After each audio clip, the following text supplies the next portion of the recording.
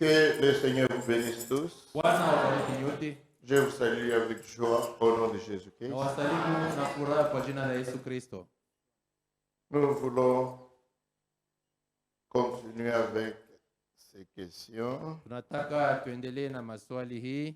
Je vous prie de vous lever Ichikeni kusimama wima pour que nous lisions l'écriture d'hier. tusome ile andiko ya jana. 1 Timothée chapitre 1 verset 5. Barua ya kwanza kwa Timotheo sura ya kwanza shairi yake ya 5. Le but du commandement, Kifukuzio kia hii amri c'est une charité venant d'un cœur pur, ni mapendo yenye kutoka katika moyo safi d'une bonne conscience na dhamiri njema et d'une foi sincère. na imani ya kweli.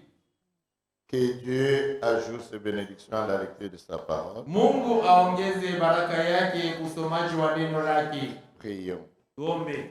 Merci infiniment, Seigneur Dieu Tout-Puissant, Asante sana Bwana Mungu Mwenyezi de nous avoir gardés jusqu'à cette heure, kwa kutulinda hata hii saa, de nous avoir conduits dans ta maison. kwa kutuongoza katika nyumba yako. Nous venons, Seigneur, Tumekuja Bwana parce que nous croyons en tes promesses. kwa sababu tunaamini ahadi zako.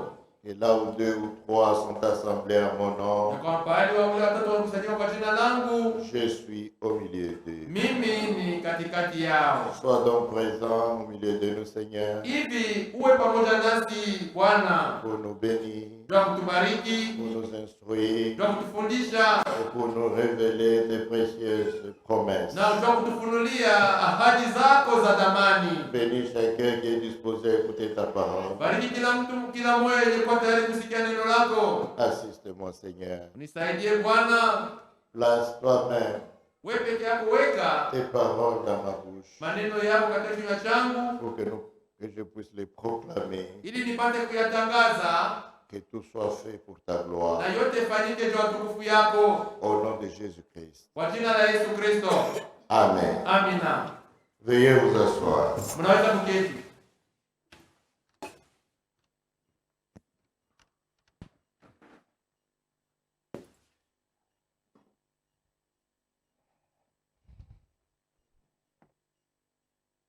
Nous poursuivons donc avec ces questions. Hivi tunaendelea na hii maswali.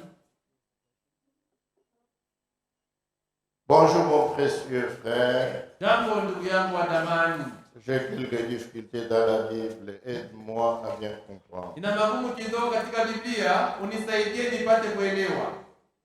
Quelle est la différence entre la bête et le dragon?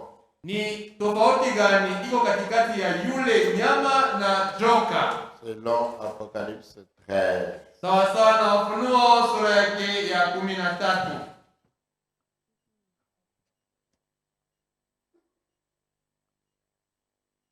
Apocalypse 13, verset 1. Ufunuo 13 shairi ya kwanza. Puis je vis monter de la mer une bête qui avait 10 cornes et 7 têtes. Kisha nikaona nyama akitoka katika bahari mwenye vichwa 7 na pembe 10. Et sur ses cornes 10 diadèmes. Na juu ya pembe zake 10 mataji 10. Et sur ses têtes les noms des blasphèmes. Na juu ya vichwa vyake majina ya makufuru. Maintenant, Sasa le dragon, yule joka, selon Apocalypse 12, patana na Ufunuo yake sura yake 12 verset 9. shairi yake ya 9.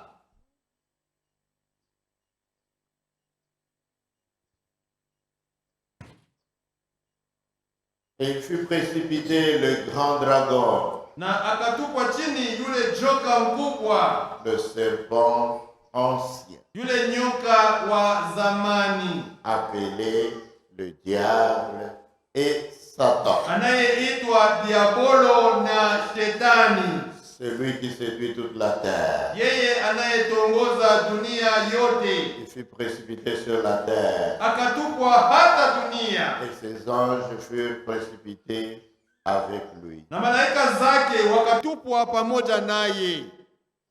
La différence, c'est que la bête, c'est une puissance. Tofauti kupale ni maana yake yule nyama ni uwezo fulani.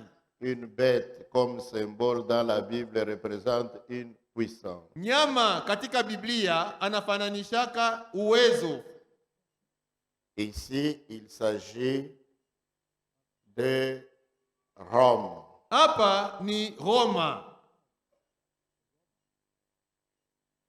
La Rome ancienne Ile Roma ya zamani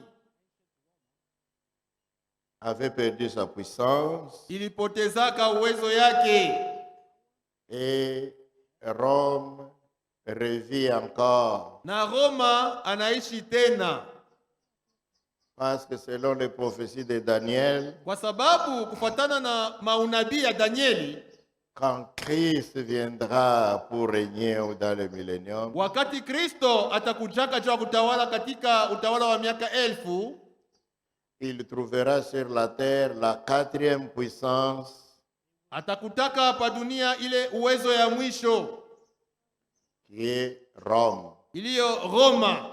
La première puissance c'était Babylone. Uwezo ya kwanza ilikuwa ni Babeli, La deuxième puissance ce sont les Mèdes et Perses. ya pili ilikuwa ni Wamedi na Wapersi. La troisième puissance c'est l'empire grec. Uwezo ya tatu ni ile ufalme ya Wayunani, Et la quatrième c'est Rome. na uwezo wa ine ni Roma.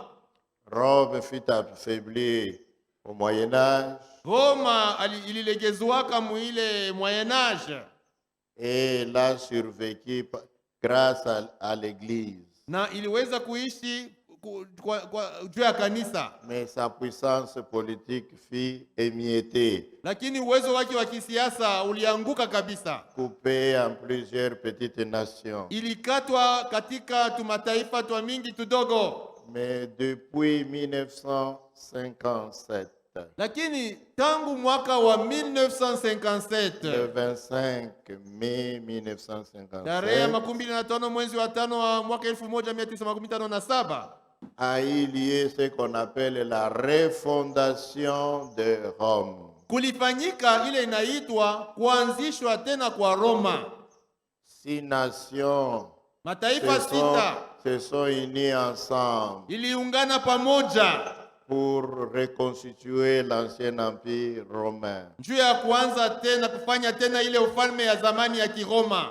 Et vite, ils sont passés de 6 à 7, Na mbio mbio ilikuwa sita ikakuwa saba, de 7 à 10, ilikuwa saba ikakuwa 10, de 10 à 12, ilikuwa 10 ikakuwa 12, de 12 à 15. 12 ikakuwa 15, Et tout d'un coup, na kwa ghafla du pays de l'Europe de l'Est, mainchi 10 ya Ulaya ya Mashariki, après la destruction de l'Union soviétique, nyuma ya kuanguka kwa Union Soviétique, 10 nations de l'Europe de l'Est sont entrées directement dans cette union. mataifa 10 ya Ulaya ya Mashariki kaingia mara moja katika ile muungano. Ce qui avait ramené en ce moment-là Ile lifanya ile wakati l'Union européenne. ikarusha ile muungano ya Ulaya. C'est de lui qu'il s'agit. Njoo ule nyama. C'est ça l'Empire romain qui revit de nouveau. Njoo ile ufalme ya Kiroma inaishi tena. Ça avait ramené l'Union européenne à 28. Ilifikisha Ulaya, muungano wa Ulaya nchi 28, Et un peu plus tard, na nyuma tena la Grande-Bretagne est sortie de là. Grande-Bretagne ikatoka mule muungano wa Ulaya. Aujourd'hui, ils sont à 27. Leo weko 27. L'Union européenne, c'est ça l'Empire romain. Muungano ya Ulaya njo ufalme ya Kiroma. Et il y a ce qu'on appelle le traité de Rome, Na kuna ile inaitwa mapatano ya Roma. dont l'origine c'est 1957. Ile ilianzia mu 1957 Et ils les font signer à toutes les nations, na weko et même le Congo ici, naipigisha saini kwa mataifa yote hata Kongo. adhérer au traité de Rome. Nayo inaingia kuile traité de Rome. Maintenant, Sasa cet empire romain ile ufalme ya Kiroma reçoit sa puissance du dragon. inapokea uwezo wake toka yule joka. C'est ce qui est écrit au verset 2 Ndio ile inaandikwa au katika chapitre 13. La bête que je vis était semblable à un léopard. na yule nyama ambaye nilimwona alikuwa mfano wa chui. Ses pieds étaient comme ceux d'un ours Miguu yake ilikuwa kama miguu ya dubu et sa gueule comme une gueule de na lion. kinywa chake kama kinywa cha simba. Les trois bêtes là, ce sont les symboles de Babylone, Hao wanyama des watatu, mains des Perses et de l'Empire grec. hao wanyama watatu ndio mifano ya Babeli, Medi na Persi La na dernière ufalme wa bête Yunani. Sasa réunit toutes les puissances des autres bêtes précédentes. sasa yule nyama wa mwisho anakusanya mauwezo yote ya wale wanyama Le walimtangulia. dragon lui donna sa puissance Joka akampa uwezo wake et son trône na kiti chake cha et une ufalme grande autorité. na mamlaka mkubwa. Cet empire Hii ufalme est sous la puissance directe de Satan. iko chini ya uwezo wa shetani mwenyewe. Ceci n'est pas de la politique. Hii haiko siasa. Les politiciens peuvent faire leurs alliances comme ils veulent, Wanasiasa wanaweza kufanya mapatano yao vile wanataka, mais sur le plan prophétique, lakini mambo ya kinabii c'est l'Union ni européenne muungano ya Ulaya qui est cette bête. ndio yenye kuwa yule Et nyama elle a reçu sa puissance de Satan en personne. na ilipokea uwezo wake toka shetani mwenyewe. Il y a beaucoup de choses qu'on peut dire là-dessus. Kuna maneno mengi tunaweza kusema hapa. Les sept têtes, Vile vichwa saba ce sont sept nations principales de l'Union ni européenne. mataifa saba kubwa ya muungano ya Bulaya, Et les 10 corps, na ile mapembe ce 10 sont 10 pays venant de l'Europe de l'Ouest. ni de mainchi l'Est. 10 yenye kutokea ku Ulaya ya Mashariki. L'une des têtes fut blessée. Mmoja wa vichwa iliumizwa, Il s'agit de l'Allemagne ilikuwa ni Ujerumani. qui fut blessée doublement, Ile iliumizwaka mara mbili, politiquement kwa namna ya kisiasa et na kwa religieusement. namna ya kidini. Religieusement, Kwa namna ya kidini elle a reçu la blessure mortelle de l'épée de la parole ilipokea kidonda kialufu kia kutokea kuupanga ya neno par les réformateurs. kwa njia ya wale wa reformateur. Et c'est eux qui ont blessé cette bête. Ni wao ndio waliumizaka yule nyama, Mais à la fin, lakini on kumwisho voit que la blessure a été guérie. tunaona ya kwamba kile kidonda Les kiliponyeshwa. protestants qui avaient protesté Waprotestant wale waliprotestaka ne wale protestent plus. hawaproteste tena, Ils reviennent tous ensemble wote wanarudi dans pamoja la Confédération mondiale des églises. katika muungano ya mataifa ya La makanisa ya ulimwengu blessure mzima. religieuse est guérie. Kile kidonda cha dini kinapona. Politiquement, Kwa namna ya kisiasa c'était la division de l'Europe ilikuwa ni kupasuka kwa entre Ulaya l'Europe de l'Est et l'Europe de l'Ouest. katikati ya Ulaya ya magharibi na Ulaya ya mashariki. La division eut lieu dans un pays, Kule kupasua kulifanyika katika nchi moja, l'Allemagne, Ujerumani, et la séparation a eu lieu dans une ville, na walikata muji moja, Berlin. Berlin. Le mur de Ile Berlin, ukuta ya Berlin traversé Berlin, a divisé en deux. ilikuwa ikipita katikati ya Berlin ikaigawanya Et vipande viwili. traversé l'Allemagne en deux. Ilipita katika Ujerumani vipande C'était viwili. ça la division politique. Ndio ilikuwa kule kukabulana wa kisiasa. Mais avec l'écroulement de l'Union soviétique socialiste, soviétique Sasa na kuanguka kwa kule kwa URSS en 1989, mu 1989 c'était en novembre, ilikuwa mwezi ya 11, le mur de Berlin a été renversé. ukuta wa Berlin ukabomolewa Et il n'y a plus de séparation entre l'Europe de l'Est et l'Europe de l'Ouest. na hakuna tena matengano kati ya Ulaya ya magharibi na Ulaya ya mashariki. La blessure politique a été aussi guérie. Kidonda cha kisiasa nacho kiliponyeshwa. C'est ça les événements au temps de la fin. Ile ndio matukio ya wakati ya mwisho. Deuxième question. Swali ya pili, La paix qui viendra par alliance. ile salama itakujaka kwa njia ya mapatano. L'épouse sera encore sur la terre. Je, bibi harusi atakuwa angali pa dunia?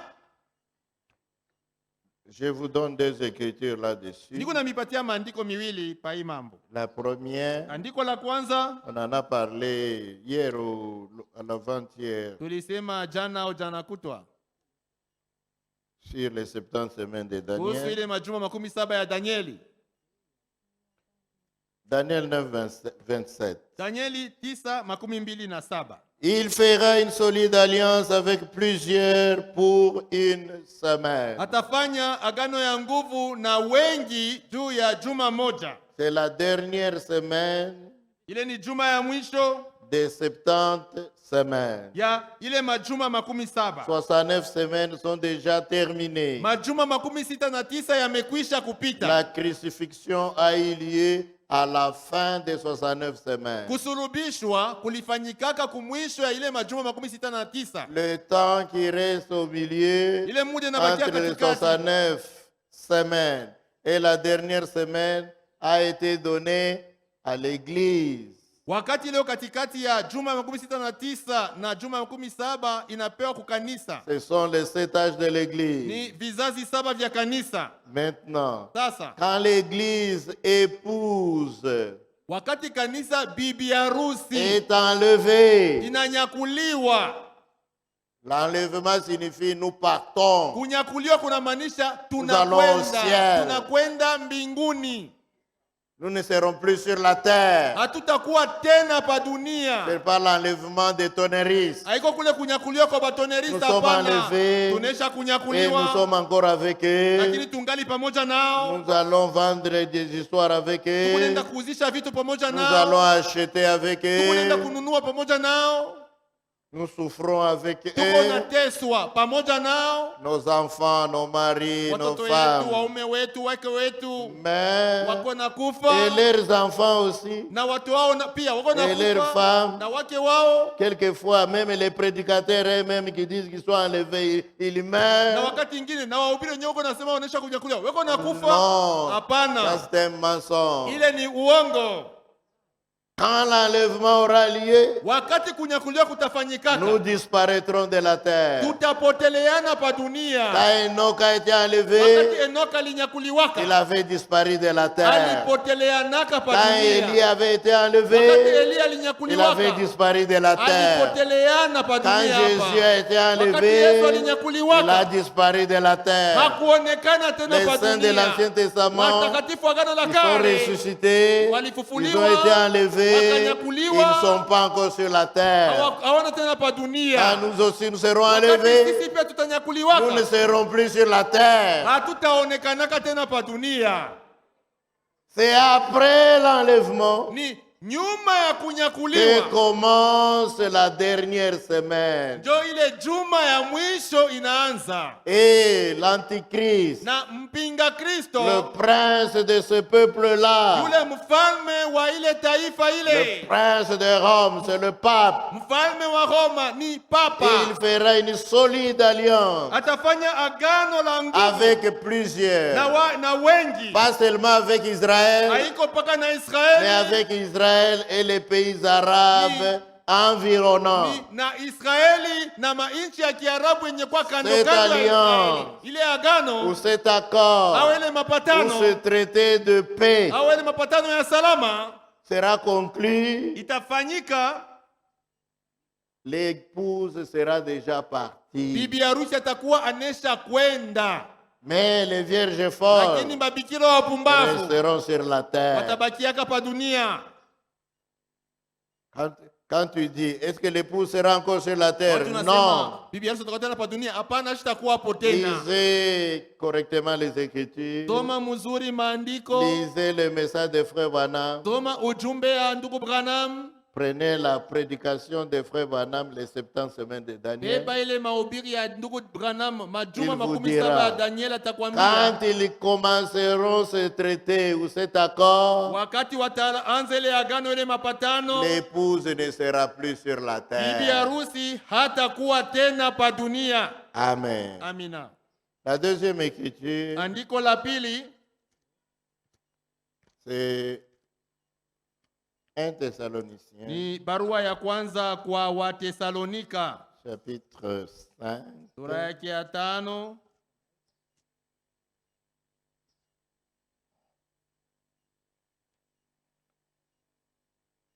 Verset 3. Shairi yake ya 3. Quand les hommes diront Wakati watu paix et watasema sûreté, utulivu na salama,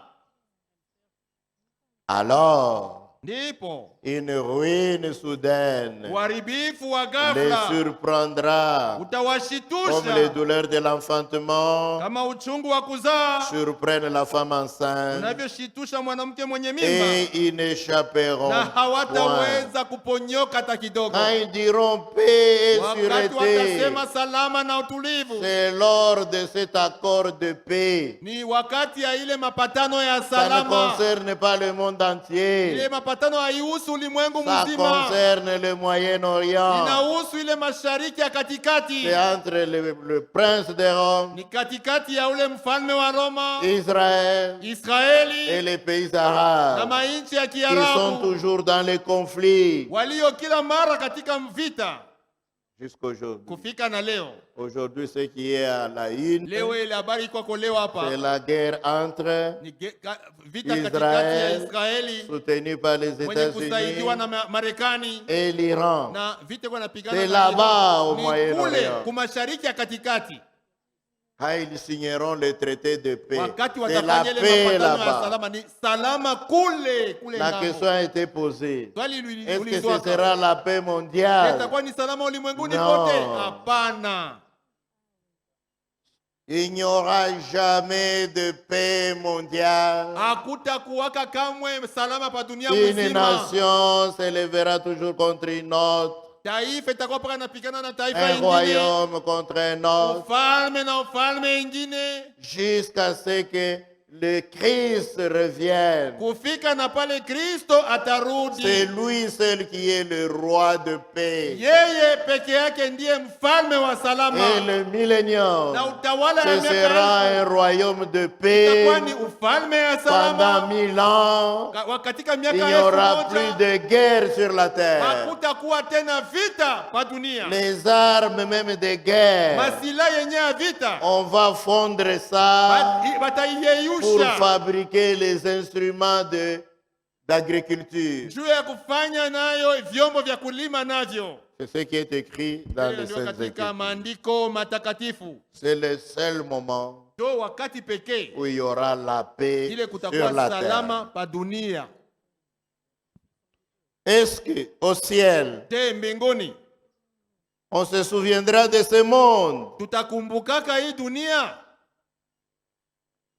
Si oui, Kama tutaikumbuka, il y aura beaucoup de pleurs. kutakuwa mbirio mingi kule. De pleurs au ciel? Mbirio kumbingu? Non. Hapana. Non. Hapana. L'Écriture qui dit, il essuiera toutes les larmes de nos Andiko yeux. nasema atapangusa machozi yote kwa macho Ce yetu. sera les larmes de joie. Itakuwa ni machozi ya furaha. Lisons cela. Tusome kwanza Apocalypse, Ufunuo chapitre 21. sura ya 21.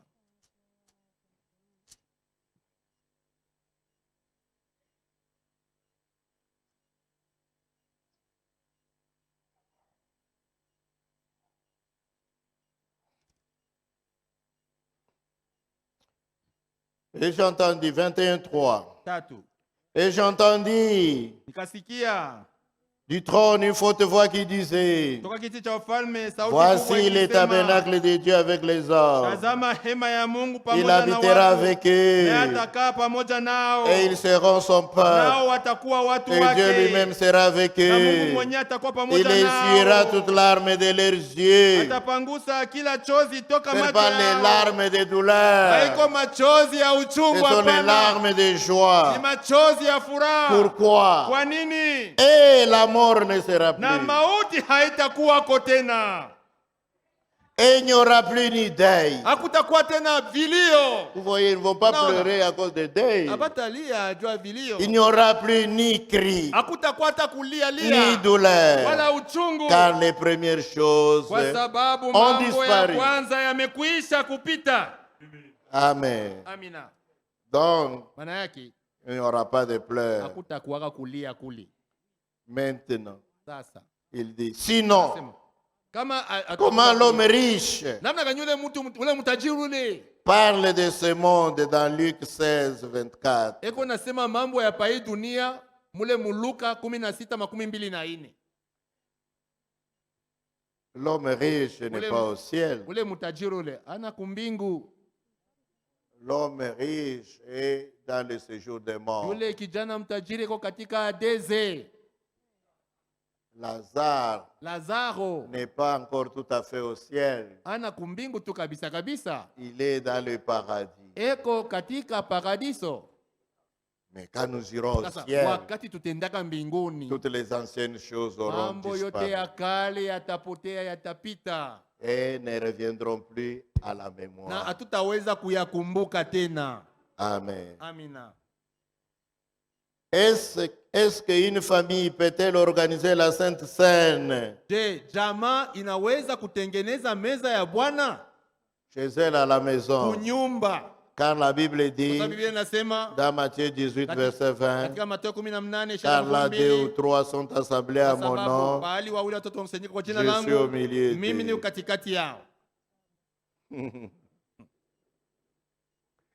Non. Hapana. Si vous voulez seulement manger, mangez. Si vous voulez seulement boire, buvez, vous êtes chez vous. Hein? Le pain que nous partageons ne représente pas seulement Christ, ne représente pas seulement la parole, il représente aussi le corps de Christ. Et l'assemblée, c'est le corps local de Christ. Nous sommes tous ses membres. Quand nous partageons ce pain, nous montrons que nous sommes un corps racheté par le même sang, par le même Seigneur. Par conséquent, nous vivons tous la parole de Dieu. Nous ne blasphémons pas, nous ne critiquons pas, nous ne vivons pas, nous ne fumons pas, nous ne faisons pas toutes ces choses. Et nous venons ensemble comme le corps local. À la maison, tu n'es pas le corps local. À moins que tu ne discerne pas qu'est-ce que le corps du Seigneur.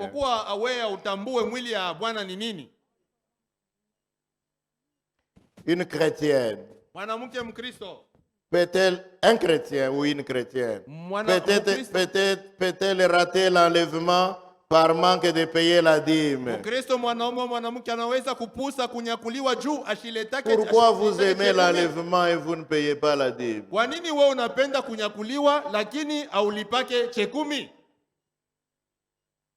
Les enfants de Dieu sont des enfants obéissants.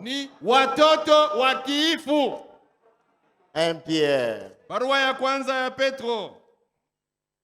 1 Pierre. Barua ya kwanza ya Petro.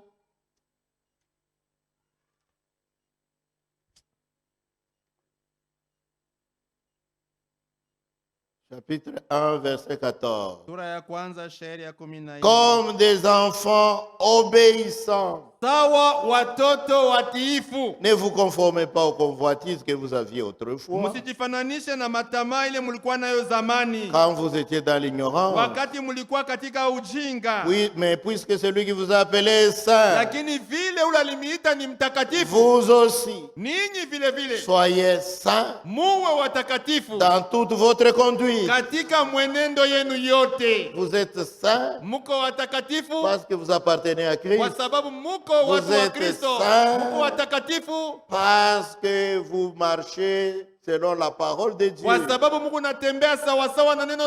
Vous êtes sanctifiés par l'esprit, par le sang et par la parole. Amen. Amina. Si vous ne voulez pas payer la dîme, c'est que vous n'êtes pas obéissant. Si vous ne savez pas qu'un chrétien doit payer ya la kwamba dîme. Mkristo anapasa kulipa Nous vous le chekumi. disons tout de suite. Tunamiambia hapa sasa ya kwamba Un chrétien véritable paye sa dîme Mkristo wa kweli analipaka pour chekumi yake montrer qu'il est obéissant juu ya kuonyesha ya kwamba ko à mtiifu chaque commandement de Dieu. kukila amri ya Mungu. Tu ne choisis pas ce que tu veux obéir et Hautachagua ce que tu vile ne veux pas ile obéir. maamri utatii na ile Tu hautatii. obéis à toute la parole de Dieu. Uko natii neno lote la Mungu.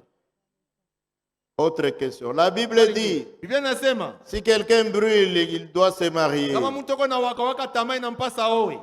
La dot pour nos sœurs est chère Mahari beko na lomba juu ya badada yetu ya mingi sana. par rapport à nos salaires. Kupatana kulingana na mishahara yetu. Et la convoitise, c'est un péché. Na tamaa ni zambi. Nous allons faire comment Sasa tufanye je? pour ne pas rater l'enlèvement? Tujipuse kunyakuliwa. Travailler, Mtumike, économiser. mchunge makuta. Si vous ne savez pas trouver une sœur ici en ville, Kama unashindwa kupata dada muvili humu, allez en Kundelungu, wende kukundelungu. quelque part là-bas. Kwa shimwa kule, Peut-être que la dot qu'on va vous demander, ce sera $200. pengine mahari watakulomba kule itakuwa ni $200. Ou tout au plus 500. Au kama ni mingi $500. Alors, Sasa il ne faut pas poser la question. hapana kuuliza swali. Allez là-bas. Wende kule. Pour trouver une femme à Isaac, Njoo kumupatia Isaka mke. Abraham a fait jurer Eliezer. Abraham alimwapishaka Et tu Eliezeri ne prendras pas pour mon fils ya kwamba usibebe mtoto yangu une de ces filles des Cananéens, des mmoja Amoréens, wa les gens binti du wa coin. Kanana, watu wa mwinchi tuko nekala. Tu iras dans ma propre partie, dans ma famille. Wende kule kujamaa yangu. Il est allé très loin. Alikwendaka mbali Il sana. n'avait pas de véhicule en ce moment-là. Akwake magari ile wakati. Il n'avait pas de bus, Akwa mabisi hapana. encore moins des avions. Na maavion kuku yake ko. Mais il est allé à dos d'âne. Lakini alipanda Il a tu. fait je ne sais pas combien de jours Punda de akakwenda marche. kule sijua alifanya masiku ngapi ya safari. Là où est ton cœur, Kule kuko moyo wako. là où est ton Kule trésor, kuko hazina c'est là yako. où est ton Njoo cœur. kule kuko moyo wako. Tu iras. Utakwenda.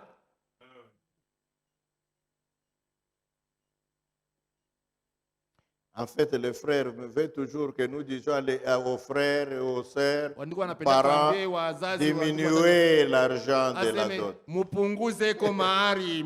C'est ce qu'il veut. Njoo kile anataka. Que ça sorte de la chair comme un Aseme, ordre. Tuseme kumimbara sa amri tunaleta tu. Non. Hapana. David pour épouser Michal ou... C'est Michal, je pense. Daudi njoo kumuoa Mikal. Son père qui était méchant, Baba yake Mikal alikuwa muovu. dont le but était que David soit tué par les Philistins. Yeye kifukuziwa alipenda Daudi auawe na Wafilistini. Il lui a exigé Alimuomba qu'il lui amène sur un plat amulete pasahani 100 prépuces des Philistins. magomvi 100 ya Wafilistini. C'est-à-dire, Maana yake il devait tuer 100 Philistins, alipasa kuwa Wafilistini leur couper les 100 na prépuces et kuwakata magomvi venir yao donner comme dot. na kuja kuileta saa mahari. Et David Na Daudi était soutenu par Dieu. alisaidiwa na Même Mungu. si c'était difficile, Hata kama ilikuwa vigumu, Dieu l'a aidé. Mungu Il alimsaidia. a frappé ces Philistins. Alipiga Il wale les a coupé les Wafilistini, prépuces. akawakata magomvi Il est yao, venu na donner. akakuja kumpatia baba yake ya binti. Et le roi Saül Na était mfalme Saulo, désarmé. nguvu Il était ilimwisha. obligé de lui céder Akamwachia binti wake, sa fille. akampatia binti wake. Plus tard, Nyuma yake quand David avait eu des ennuis, wakati Daudi alipataka sa magumu, femme est retournée chez ses mke parents. wake alirudi kwa wazazi Et yake. Saül, comme Na méchant, Sauli sa mtu il l'a mwovu donné carrément à quelqu'un d'autre. akamowesha kwa mtu mwingine. Quand David avait terminé ses problèmes, Wakati Daudi alimalizaka mambo il yake, revient chez Saül. anarudi kwa Saulo. Remets-moi ma femme Unirudishie mke wangu que j'ai épousée ule nilioa au prix de 100 prépuces de kwa Philistins. kulipa magomvi 100 wa Filistini. Sinon, Tu vas avoir affaire avec moi. Kama unirudishia utaona we. On est allé là où sa femme était. Akakwenda kule kulikuwa mke wake. On a dit, allez, tu retournes chez David. Akasema rudi kwa Daudi. Et son coquille de mari Na ule mume wake ule était obligé de suivre derrière en pleurant. alikuwa akifuata nyuma akilia. Mais elle est retournée chez Lakini David. ule mke alirudia kwa Daudi. Vous voulez vous marier dans la facilité. Unataka kuoa mu Et namna ya dès que wepesi. tu l'as Na épousé, wakati tu tu unamoa commences à l'écraser, unaanza tu commences à la kumponda, martyriser, unaanza tu kumtesa, commences à faire ceci. unaanza kufanya Parce que kanya ça ne kama t'a nini. coûté rien. Kwa sababu au kutosha jasho mingi cha kumoa. Ok. Sawa. Faites des efforts, frère. Ndogo, fanya nguvu.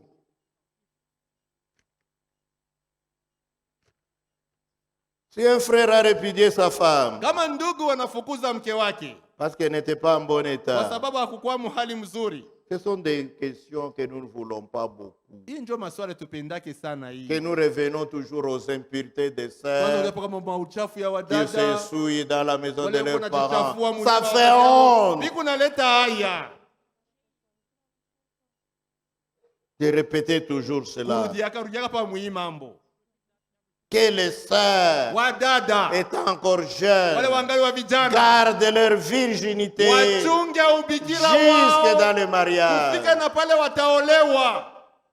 Tu seras honoré. Utaheshimiwa, Ton mari mume wako te sera reconnaissant. atakushukuru, Et ce sera le début na itakuwa njo d'une mwanzo vie de ya bonheur maisha ya raha et de paix. na ya salama. C'est ça que nous voulons Ndio enseigner. tunapenda tufundishe. Pas enseigner, Hapana kwanza et kufundisha. on l'a répudié, et walimfukuza tout ça. na kadhalika. Un autre frère accepte de Ndugu l'apprendre, mwingine anachia kumwoa ule de dada, prendre sa honte. kubeba ile haya Il yake. peut la marier. Anaweza kumwoa? Oui, Ndio. toi tu l'as refusé. Wewe unamkatana. Il peut, Anaweza. parce qu'il a accepté. Kwa sababu Il anaitika. sait qu'elle n'est pas Anajua vierge, kwamba hana bikira mais il tena. accepte de Lakini l'épouser. anaitika kumwoa. Il accepte sa honte. Anaitika ile haya yake. Il peut, Anaweza. mais toi, Lakini wewe ferme ta bouche. funga kinywa chako. Ne va pas tourner maintenant partout. Hapana sasa kwenda Moi, fasi je ne yote. l'ai pas voulu Mimi parce que, sikutaka parce kwa que. sababu, Non. kwa sababu hapana. L'Écriture dit Andiko inasema David, et Daudi. non, Joseph, Yosefu qui était un homme ule de alikuwa bien. mtu wa haki. Quand il a appris que sa Wakati femme, alisikia- quand il a connu, quand il a pensé Wakati que aliwaza sa femme s'était ya essuyée kwamba mke wake alijichafua avec quelqu'un na d'autre mtu et mwingine qu'elle est devenue na enceinte alipata mimba alors qu'ils étaient wakati fiancés, walikuwa angali wenye kuchumbiana. et Joseph, Yosefu qui était un homme ule de alikuwa bien, mtu wa haki, ne voulut dire aucun mot hakutaka kusema hata neno moja pour ne pas l'humilier. juu asimupatize haya.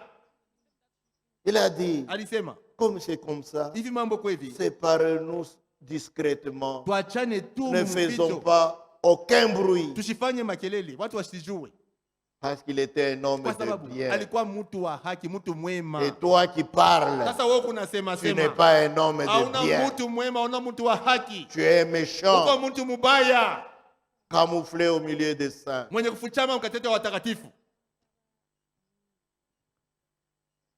Cantique des Cantiques, Nyimbo za Solomono chapitre 4, verset 5. sura ya 4 shairi ya 5. J'ai lu toutes vos questions ici, Nilisome maswali yenu yote, mais celle-là, je n'ai Lakini pas bien compris. sikuelewa vizuri. Cantique des Cantiques, Nyimbo za Solomono chapitre 4, verset 5. shairi ya 4 shairi ya 5.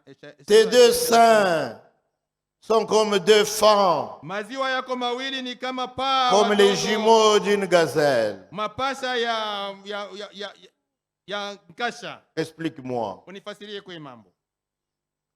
Le livre Kitabu Le cantique des cantiques. cha wimbo wa Solomono. C'est comme un roman d'amour Ikusatu barua ya mapendo entre deux amoureux. kati ya watu wenye kupendana. D'un côté, c'était le roi Salomon. Ngambo moja ilikuwa ni mfalme Solomono, Et de l'autre côté, c'était la Sulamite. ngambo moja ya pili ilikuwa ni yule msulami, yule mwanamke, Une femme belle, mais mwanamke de mzuri teint noir. lakini wa ngozi mweusi. Et tout ce livre, c'est comme un roman Na d'amour. kitabu kyote kama barua ya L'homme mapendo. loue les qualités de sa femme. Mwanaume La kwa femme anamtapa loue les qualités de mke wake, na l'homme. mwanamke anamtapa mume wake. Mais ce n'est pas Dieu qui a voulu faire un roman mondain. Lakini yana Mungu alipenda kufanya sasa tu barua ya mapendo ya kidunia. Ce livre parle entièrement de Christ et de son épouse. Hiki kitabu kiko nasema juu ya Kristo na bibi harusi wake. Salomon représente Christ Solomon anafananisha Kristo et la Sulamite représente l'épouse de Jésus-Christ. na yule msulami anafananisha bibi Ils harusi sont ya Yesu Kristo. épris d'amour l'un l'autre. Wanajazwa na mapendo mmoja kwa Christ aime mwingine. son Kristo église anapenda kanisa et lake l'église aime na Christ. kanisa linampenda Kristo. C'est cela. Njoo Ce ile, sera le type. njoo ile mfano ile. Maintenant, qu'est-ce que vous voulez que je Sasa, t'explique? unataka Il n'a pas nikufasirie parlé hapa. seulement de ces deux seins qui sont jolis. Hakusema Il a tu parlé maziwa de yake ses mzuri, dents, alikuwa mzuri. Alisema de tena ses juu ya dents meno comme un yake. troupeau de brebis tondues. Sawa, Il a kundi parlé ya de ses kondoo. cheveux comme un troupeau de chèvres. Alisema juu Il ya a nywele parlé za de kundi ses ya yeux mbuzi, comme des na colombes, macho yake kama etc. hua na kadhalika. Il loue sa bien-aimée. Eko na sifu ule mpendwa wake. Il dit qu'elle les dépasse toutes. Anasema nawapita wanawake wengine Aucune wote. n'est comparable à elle. Elle est la préférée de sa Yeye mère. ndio mwenye kupendwa sana na mama yake. La femme qu'un homme épouse Ule mwanaume anaoa, est la plus belle de toutes pour lui. kwa ule mwanaume njoo mwanamke mzuri kupita Même wanawake si elle a wote. un nez un peu tordu, Hata kama iko na mpua ya mpenga mais moya. pour lui, c'est Lakini la kwa plus ule belle. mwanaume njoo mwanamke mzuri kupita wanawake wote. Amen. Amina. Parce que aba bengine shana baji. Parce que les autres, il Ana les a chakula laissés. paka ule. Il n'a choisi Njo que kusema celle-là. ule C'est-à-dire njo. que c'est celle-là. Muro yake njo wa bien. Dans son cœur, c'est la plus belle de toutes. Amen. Amina. Si ce n'est pas le cas, ne l'épouse pas. Kama ina vile, ushimowe. Toa moya me Tu vois, unatapa c'est une, mais bengi. tu commences à inventer Non. d'autres femmes, hapana. Quel péché Esaïe avait fait à l'Éternel selon Malachie 1, 2 à 3? Ni dhambi gani Esau alifanyiaka Bwana kufuatana na Malaki 1, 2 hadi 3? Lisons cela. Tusome ile andiko. Et Esaïe, Esau, c'est le fils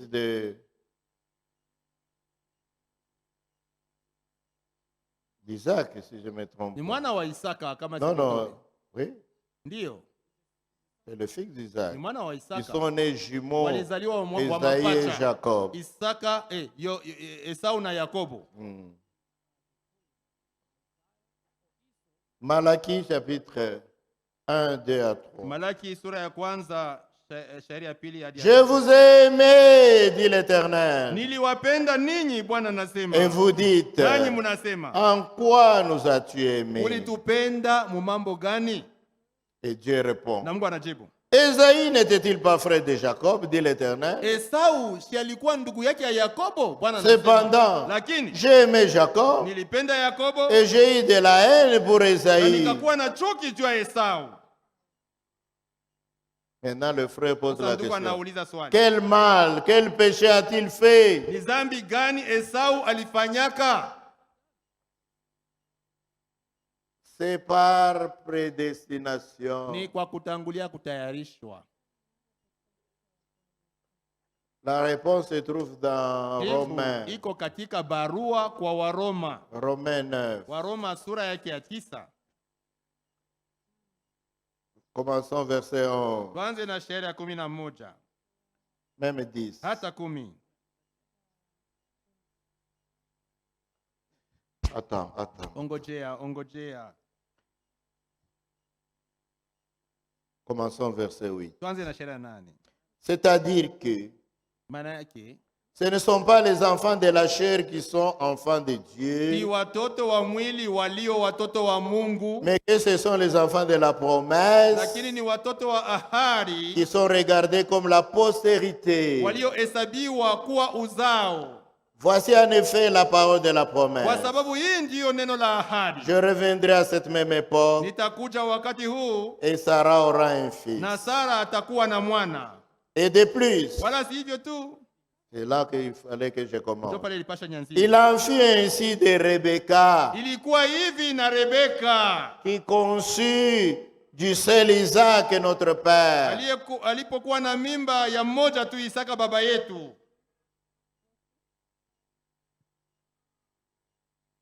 Car, Kwa maana quoique les enfants ne fussent pas encore nés hata watoto walikuwa hawajazaliwa bado, et qui n'eussent fait ni bien ni mal, wala hawakufanya maneno mazuri au mabaya, afin que le dessein d'élection de Dieu subsistât, ili kusudi la kuchagua la Mungu lisimame, sans dépendre des œuvres, si kwa sababu ya matendo, et par la seule volonté de celui qui appelle. lakini kwa sababu ya mapenzi tu ya ule konaita. Il fut dit à Rebecca, Rebeka aliambiwa, l'aîné sera assujetti au plus jeune, mkubwa atatumikia mtoto, selon qu'il est écrit, kama ilivyoandikwa, j'ai aimé Jacob nimependa et Yakobo j'ai haï Esaïe. lakini nimechukia Esau.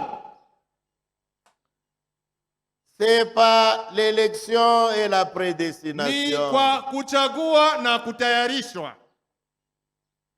Dieu, celui que nous appelons Dieu, Mungu ule ambaye tunamwita Mungu, ça signifie objet d'adoration. inamaanisha kitu cha kuabudu. Il a été, on a commencé à l'adorer depuis qu'il a créé les anges au ciel. Alianza kuabudiwa tangu aliumbaka malaika mbinguni. Les anges ont commencé à l'adorer. Malaika wakaanza kumwabudu. C'est à ce moment-là que son titre de Dieu a été manifesté. Ni ile wakati njo ile cheo yake ya umungu ikaonekana. Avant qu'il n'y ait rien pour l'adorer, Mbele pala kukua kitu on ne cha pouvait pas kumwabudu, l'appeler Dieu. hakuweza kuitwa Mungu. Vous voyez. Naona? Mais avant qu'il ne crée, Sasa mbele ya ye kuumba, Dieu Mungu existait. alikuwa kako. Il n'a pas de commencement, il n'a pas de fin. Hana mwanzo wala mwisho. En lui, Ndani yake il y avait toutes les qualifications, tous les attributs. mulikuwa matabia yote, makazi yote. Il était Dieu avant de devenir Dieu. Il était sauveur avant de devenir sauveur. Alikuwaka Mungu mbele ya ye kuwa Mungu. Il est Alikuwa devenu Mwokozi sauveur. mbele ya kuwa Mwokozi. Alikuwa Mwokozi Quand nous avons été perdus, wakati sisi alors tulipoteaka, il est venu nous sauver. ndipo akakuja kutuokoa. Mais avant que nous soyons Lakini perdus, mbele ya sisi kupotea, on ne pouvait pas l'appeler sauveur. hakuweza kuitwa Mwokozi. Dieu était tout cela avant. Mungu alikuwa vile vitu vyote mbele. Nous allons en parler Tutasema hii mambo après la semaine prochaine. kisha juma kesho. C'est ainsi que Ndio hivi. il avait tout en lui. Il avait conçu Alikuwa na toutes choses en vyote, lui. alitungaka vitu vyote ndani yake. Même quand il a créé Hata l'homme, wakati aliumbaka mutu, il l'a créé alimuumba faillible. mutu wa kuanguka, Il a créé alimuumba mortel. mutu wa kufa.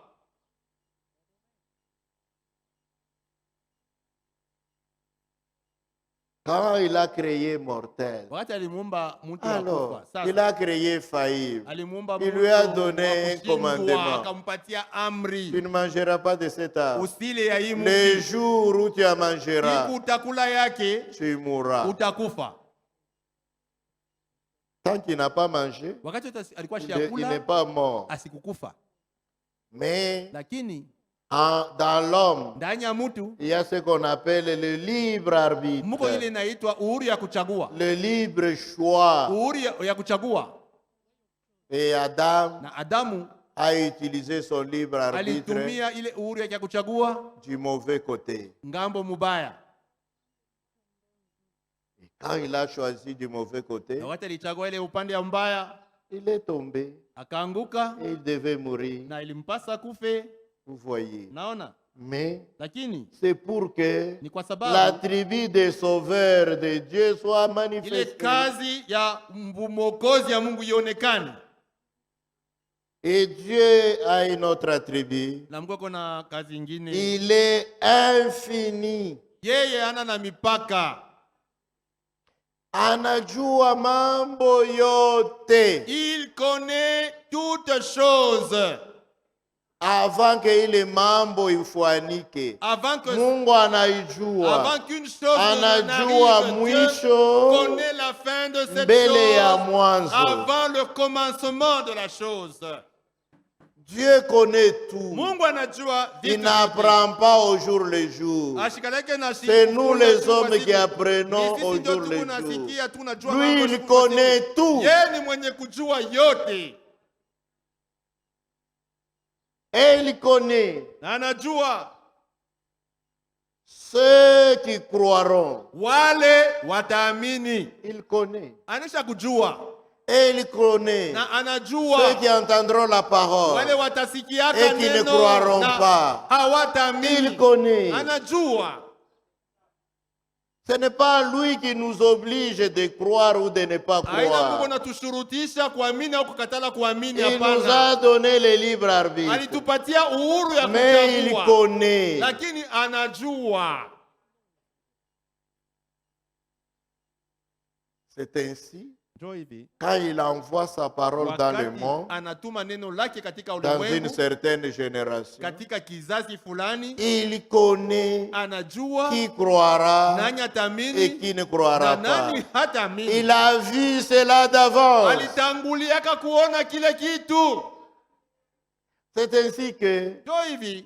il a vu d'avance, Alitanguliaka avant kuona que Esaïe et Jacob soient nés. mbele ya Esau na Yakobo wazaliwe. Lui, il les a vus naître. Aliwaonaka Il a wanazaliwa. vu comment sera leur vie. Aliona namna gani watakuwa maisha yao. Il a vu que Esaïe Alionaka kama est un Esau bon garçon. alikuwa mtoto mzuri, Il sait soutenir ses anajua parents, kusaidia bazazi yake, mais lakini il ne respecte pas. haheshimii, Il ne comprend pas haelewi ce que ça signifie les droits de naissance. maana ya haki ya mzaliwa wa kwanza.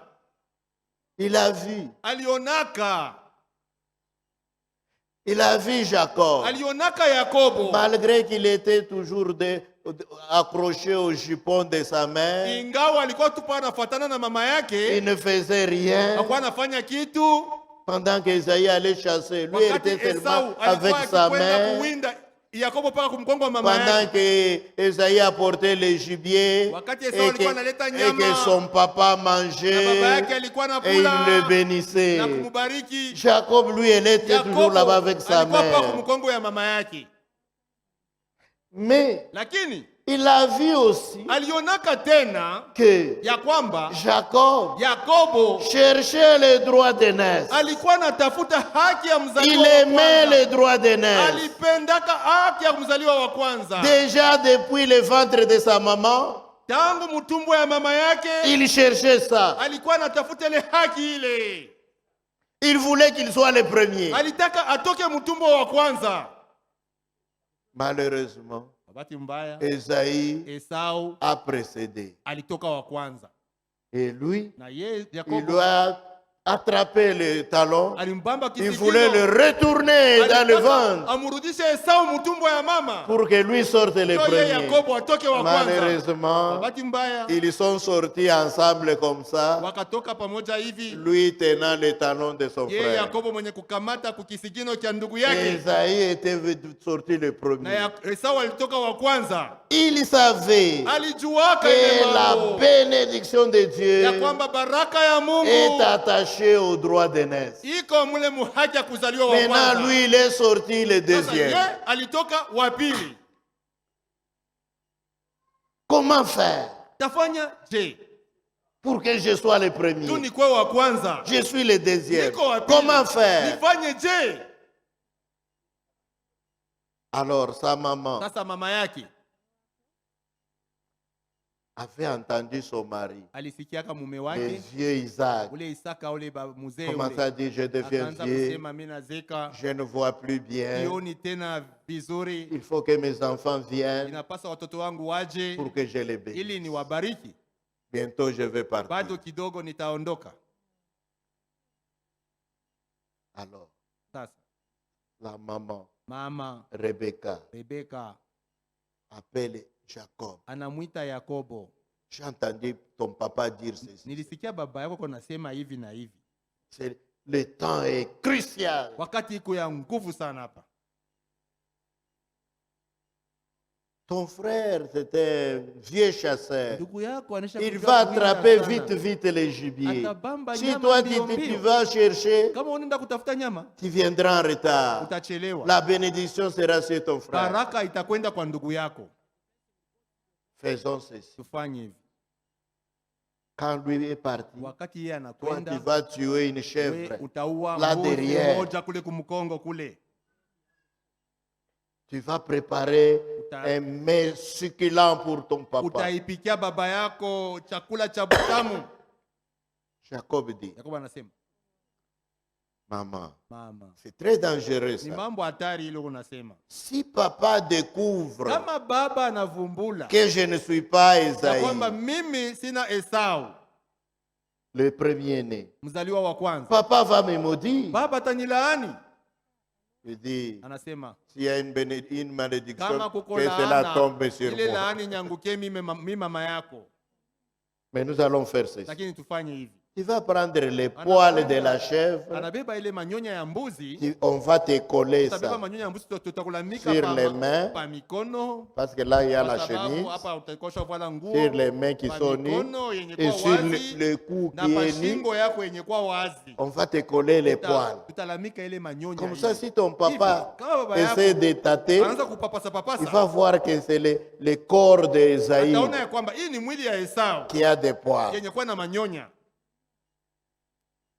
Jacob dit, Yakobo anasema ça peut marcher. ile inaweza kuendeka, Mais lakini s'il me pose des kama questions, ananiuliza maswali, quand je vais wakati parler, nitasema, il va découvrir la voix, ma atavumbula voix. sauti yangu, Et s'il découvre, na kama navumbula je serai maudit. talaaniwa. C'est là que sa maman lui a Ndipo dit, mama yake alimwambia s'il y a une malédiction, kama kuko laana que ça tombe sur moi. inyangukie mie.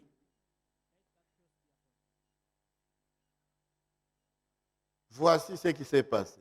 Mambo ilifanyika hivi. Esaïe Esau va là-bas, anakwenda kuinda, Jacob et sa Yakobo na maman mama yake étant complices, ils ont walisikilizana, fabriqué, ils ont préparé. Allez, wakaipika, Jacob est venu. Yakobo kakwenda, Papa, baba, papa, baba, c'est moi ton fils aîné. ni mimi mtoto mzaliwa wako wa kwanza, Bénis-moi. unibariki, J'ai apporté la nourriture. naleta chakula. Son papa a tiqué. Baba yake akashituka, Non. hapana, Comment tu as fait vite, vite unapata nyama mbio mbio je? pour attraper la bête? Ulifanya je jua kupata nyama Il mbio dit, mbio? il Akasema, dit, c'est ton akasema, Dieu ni Mungu wako qui m'a béni. Ndio Il m'a alinibariki, fait trouver la bête vite, vite. ananipatisha huyu nyama mbio mbio. Très bien. Uzuri sana. Viens ici. Kuja hapa. Il y a quelque chose d'étrange. Ku kitu cha kushangaisha. Viens que je te touche. Kuja mbele nikupapase papase. Il touche. Anampapasa, Il touche. anampapasa. Ce sont les poils. Ni manyonya. Comme Esaïe. Sawa Esau. Quand il parle, Wakati anasema c'est la voix de ni Jacob. sauti ya Yakobo. Isaac dit, Isaka anasema le corps, mwili c'est le corps ni d'Esaïe. mwili ya Esau, Mais la voix, lakini sauti c'est la voix de ni Jacob. sauti ya Yakobo. C'est le type de cela, Ile inafananisha c'est la rédemption. inafananisha ukombozi. Quand un enfant de Dieu wakati mtoto wa Mungu parle, eko nasema, la voix, sauti c'est Kasongo. ni sauti ya La Kasongo. voix, Sauti c'est Kazadi. ni ya Kazadi. La voix, Sauti c'est Mwecheno. ni Mwechenu. C'est vous. Ni weye. Mais quand Dieu voit le corps, Wakati Mungu anatazama mwili, le corps, mwili c'est Christ. ni Kristo.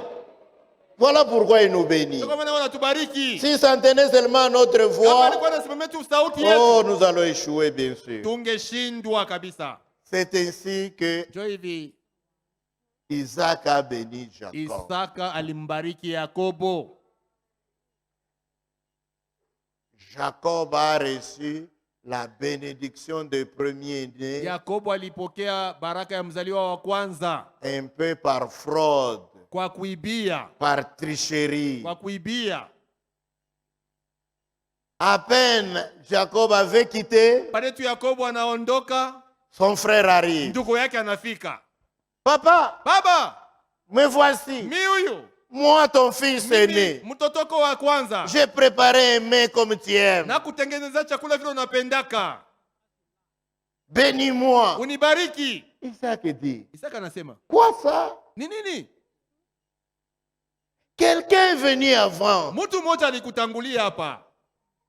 C'était qui? Ni nani yule alikuja?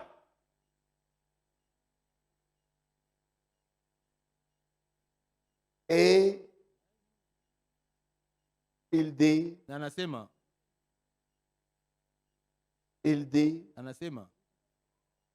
parce qu'il est venu, vile alikuja, même s'il a triché, hata kama alibia, et que moi je l'ai na béni, mimi limubariki. eh bien, Sasa ce qui est que j'ai béni reste béni. ile mimi libariki na baki yenye kubarikiwa. Alléluia. Amina. Vous savez, Mnajua pourquoi cela s'est passé ainsi? kwa nini ile mambo ilifanyikaka vile? C'est parce que Ni kwa sababu Jacob Yakobo aimait cette bénédiction. alikuwa mwenye kupenda ile baraka. Il s'est dit, Alisema je ndani yake, ferai tout tafanya yote naweza pour kufanya avoir cette bénédiction. tu nipate ile Même baraka. si je dois tricher un Hata peu. kama ni kuibia hata kidogo.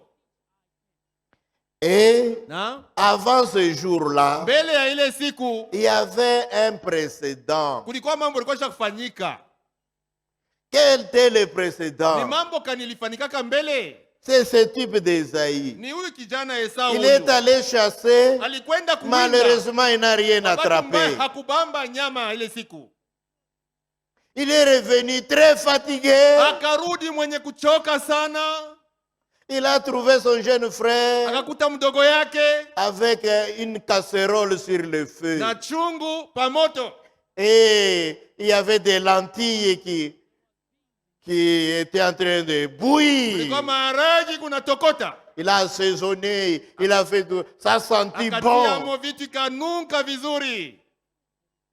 Et le vieux grand Sasa frère, ule mkubwa yake ule Fatigué. mwenye kuchoka il a dit à son petit akasema, frère, akaambia mdogo yake, s'il te plaît, samani, donne-moi un peu de ton potage, de tes lentilles, là, de tes haricots là. unipatie kwa tatu malaki kidogo. Donne-moi un peu. Unipatie kwa kidogo. Je suis en train de mourir. Niko na kufa hapa. Le souffle se coupe. Pumzi yangu kuna katika.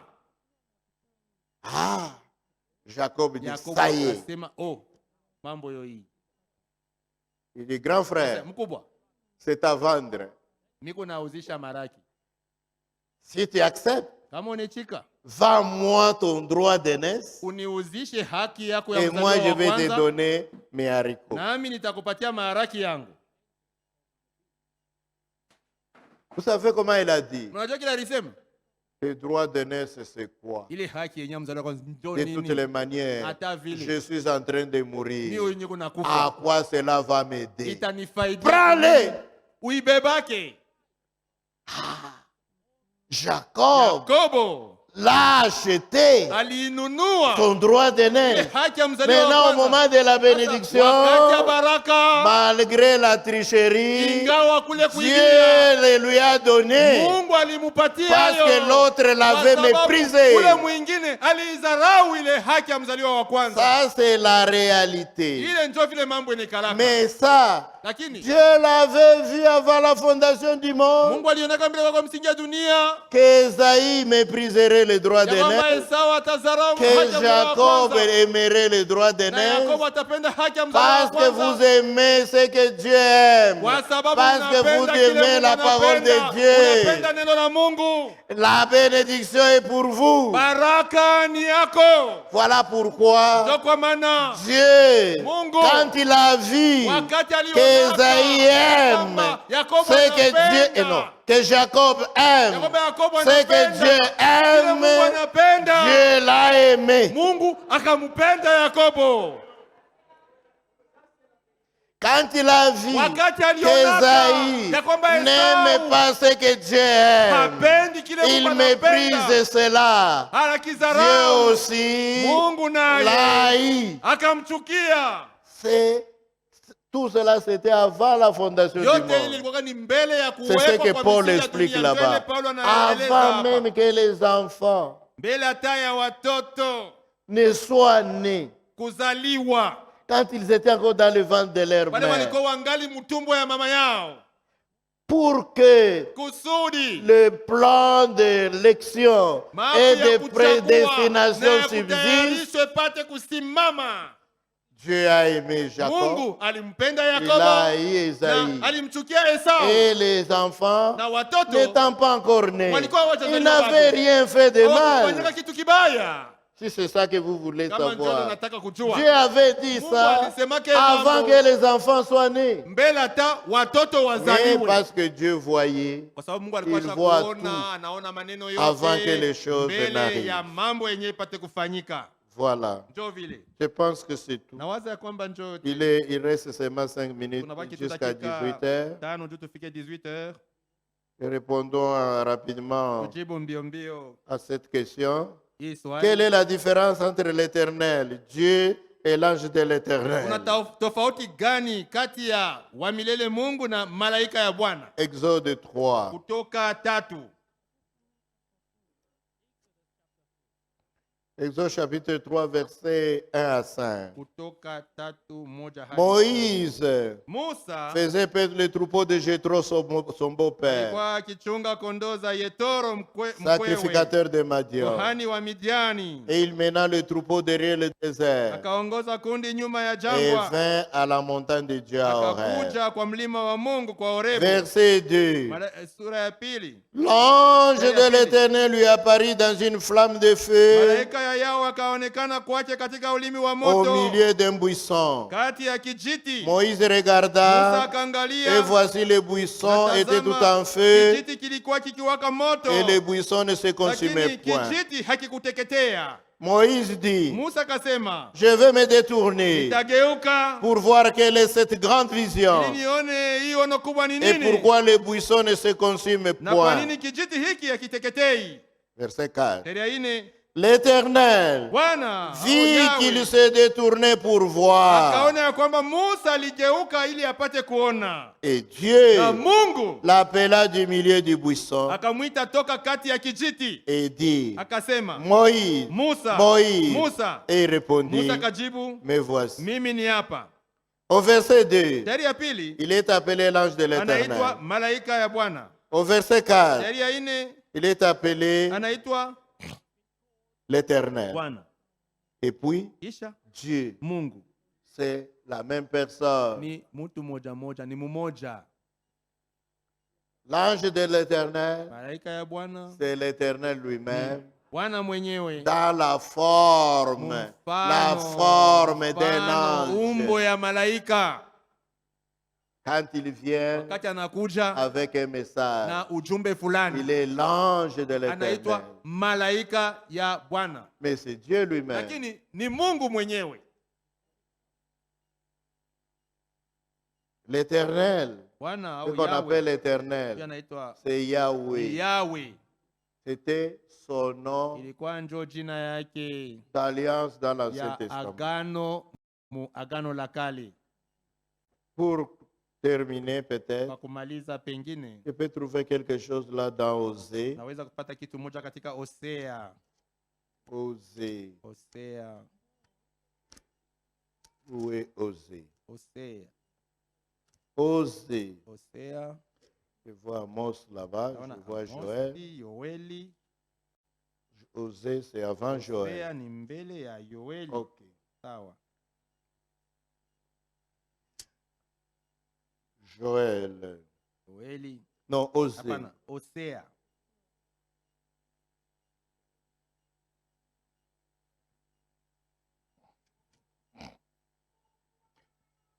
Osée 12, verset 4. Hosea 12 sheria 4. Dans le sein maternel, Katika tumbo ya mama yake Jacob saisit son frère par les talons. Yakobo alishika ndugu yake kwa Et dans sa kisigino. Na figure, katika nguvu yake il lutta akashindana avec Dieu. na Mungu.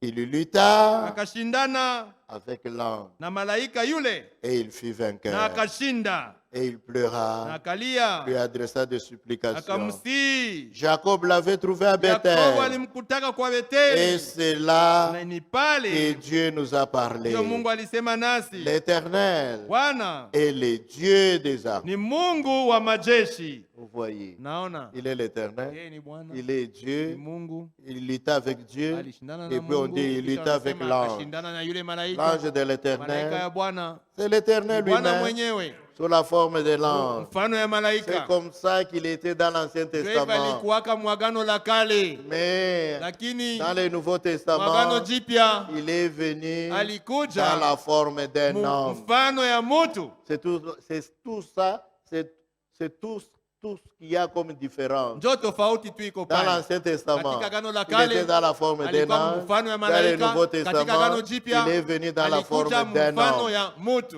Mais c'est le même lakini ni Dieu. Mungu mmoja ule. Amen. Amina. Mon pasteur, est-ce qu'Élisée avait menti ou bien c'était comment? Je, Elisha alilandaka au ilikuwaje? 2 Rois 8, 9 à 10. Wafalme wa pili On n'a plus le temps de lire. Hatuna tena muda wa kusoma. Il y avait un envoyé. Kulikuwa mtu mmoja alitumwaka. Son nom, je pense, Jina lake c'est Hazaël. mpaka ni Hazaeli. 2 Rois, Kitabu cha pili cha Wafalme 8 verset shairi ya 9 à 10. 9 hadi 10. Hazaël, c'est ça. Hazaeli.